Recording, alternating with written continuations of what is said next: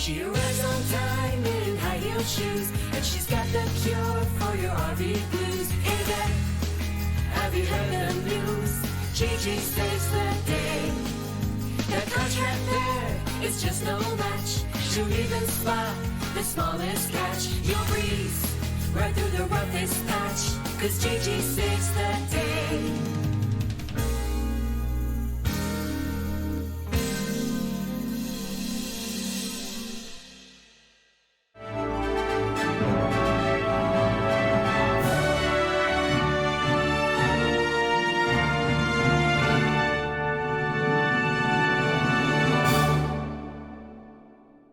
I'm Tom Alexander, and of course, as always, I am joined. There she is, the one and only Gigi Stetler. Why did I have to think there? I didn't have to think. I know who you are. I know, I think it's the end of the day, and we're the end of the day. exhausted. Yeah, that's come on. Who is this? I just actually had a conversation with Sabrina, and I said, "Why am I doing a show? It's 5:00." I said, "I'm going to look like I got run over by a freight train by now." Yeah. So, No worries, you look just fine. So let's listen. I'll tell you, you were out in the field today. yes, And, it's been quite the day. yeah, so some stuff going on. I know you had some RV members who had GPS, Gigi's personal service. It was so random. It was. Yeah. So It tell was us so. what happened? It was actually also great, like, but random. So members that had purchased GPS, I guess they had just purchased it not long ago, and they had their call with me. I guess yesterday or the day before, Monday, I think, and they have a soft floor, and they didn't own it very long. They bought it slightly used, but it's like a 2019 motorhome, and their floor was soft. They didn't notice it right away when they bought it, but they weren't really sure, a couple months after owning it, it's really soft. So anyway, they were wondering, I'm talking to them on the phone, and they were wondering what to do. Like, they wanted to go after the dealer, even though they bought it used as is. They did buy extended warranty, should they make a claim? So the whole purpose of GPS for them is, you want to know what tree to bark up. And that's what I always say, is because most of the time people are barking up the wrong tree. So anyway, I just happened to recognize their area code. And I said, "Oh, you're from Florida?" And they said, "Yeah, we live in Florida." I said, "Oh, where?" Well, they weren't very far from my personal dealership. So I said, "Well, lucky you." I said, "So bring it on in, and let me evaluate it. Yeah. Don't do anything yet. Don't call anybody yet. Let me see what's going on." Uh-huh. So that's what happened. So they brought it in, dropped it off yesterday, and I went with AB, our cameraman, and went out and did some assessments, and we will take it away from the field, and I'll just show you my findings, and then we'll come back. Yeah. All right. Well, let's take a peek. Here we go.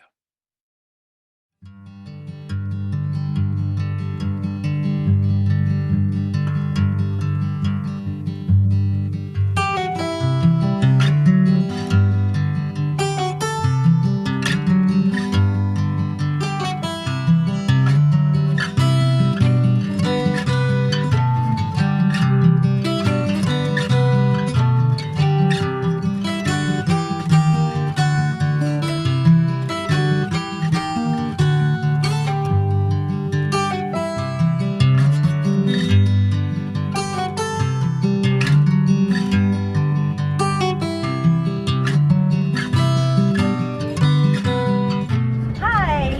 Well, here she is. So as we were talking, Tom and I, fortunately for them that they live in Florida, they were able to bring this unit to me. So I started crawling around, and I started actually outside, because you always have to try to figure out where the water is settling. So I've never seen anything like this, which is quite interesting. But maybe, can you get a shot of this up here? See if you can get a shot up under there, so bottom line with these nice folks. Luckily, they're members, and we don't know who's responsible yet or which tree to bark up at this moment, because we don't know if this is a covered loss. And 9 times out of 10, when a claim is denied, whether they were thinking it would be covered under their extended warranty, which that is not. Water damage is not extended warranty. Insurance, it could be covered under insurance, but there has to be a reason why it leaked. They don't just pay for bad fittings or manufactured design, things like that. So it's all about the way the shop calls in the claim, or the insured calls in the claim. So we'll go take a look inside. I already kind of took a peek under the vinyl. If you can see where the pieces of wood are separating there, and there's a line that goes across. So I kind of have to follow where it ends being soft. So here was the most part of the damage, which I've already opened this, and it's kind of sporadic, which is interesting because it's soft here, and I haven't gone into the subfloor yet, so I don't know if it's styrofoam yet, which hopefully it's not. So it appears to be darker up around there, under the shower. It is definitely soft all here under the shower. So one of two things are happening here. One, the P-trap in the shower could be cracked or loose or something. Or the toilet seal, because it is soft around here as well. But it goes all the way up to about here. So, but I did ask the customer an interesting question, and because if the shower, the P-trap on the shower, or even the gasket on the toilet, that's not covered. That is not covered by anything. So I asked the customer a question, because the only thing that would be covered is flooding. So let's go outside. Water seeks its own level. So if the camper's tipped a little bit this way and water was coming from the shower or the toilet and it rolled this way, that would cause this. And it somehow got in between the floor here, and it actually oxidized and ate the aluminum, which is crazy. That's an enormous amount of water. And the only thing that would eat aluminum like that would be something from the toilet. So the customer, when he dropped off, and I said, do you know what these two, you have your city water and your Santa flush. And I said, how do you hook up your water? Which valve do you use? Which intake valve? And the husband said, well, we know we're supposed to hook up to the city water, but I've occasionally have hooked up to the Santa flush, because it seems like it does the same thing. And he said one day that they were out and he had hooked it up, and they went out to the grocery store or whatever, and they flooded the camper. So I said, wait a minute, you had a flood? You had a flood from being hooked up to the Santa flush? You didn't have your valve open? And he said, no, I know, it was really stupid, really stupid. My wife cleaned it all up, but it was a essy mess, So I said, that's an accident. You caused that damage by hooking up to the Santa flush. That's why when the toilet overflowed, because there's no place else for it to go, the chemicals that were on the bottom of that tank went into the subfloor, and it literally ate your aluminum, and it ate your floor. And I asked him what insurance he had, and he said, I have Progressive. And I said, it's covered. That's a covered loss.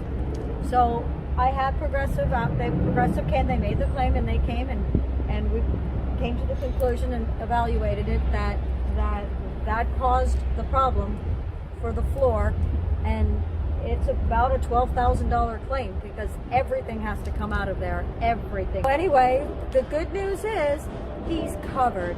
and we are about to do the job. So I guess the moral to the story is that, you really have to, if he wasn't a member, might have gone to a different shop and never even thought about insurance because he was actually thinking it was manufacturer defect or going after the dealer or extended warranty, and none of that. You've got to find the right tree to bark up. And that's what we do. That's what we do here at the RV Advisor and GPS. I guide you to bark up the correct tree. So had I not figured out this conclusion, but I don't have to see the unit. I could have done a lot of that on FaceTime. So if you have a situation, before you call your insurance company, hire me, hire GPS. Let's do a video chat, FaceTime, whatever. Let me look at the entire situation, because if this was not called in right, if this would have gone to a shop and they would have said, had to tear it apart first, what happens is an insurance company would make you tear it down first. And if they found that there was a loose fitting under the shower, they would deny it. Now you owe the shop for tearing it apart, and and now you've got to pay them to put it back together. So it's really, really, really important, to know what you're doing and know what you're getting into, and just be a little bit prepared. And that's what we do here at the RV Advisor. Anyway, Tom, I'll be right back at you, and we'll sum it up. All right. So obviously some things to assess and things to correct. Yeah. So I actually, after looking at it, I didn't have the member here when I was looking at it today. Yeah.